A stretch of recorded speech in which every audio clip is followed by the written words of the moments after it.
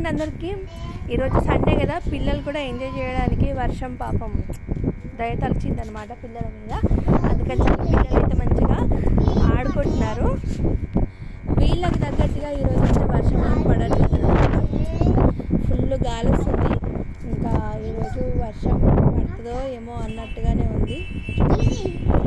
ఇద్దరు ఆడుకుంటున్నారు పైన రైన్స్ చెప్పుకుంటూ. చూడండి వ్యూ ఎంత బాగుందో అసలు, ఎంత బాగుందో అసలు. స్వచ్ఛమైన పల్లెటూరు వాతావరణం మొత్తం కూడా కనిపిస్తుంది కదా.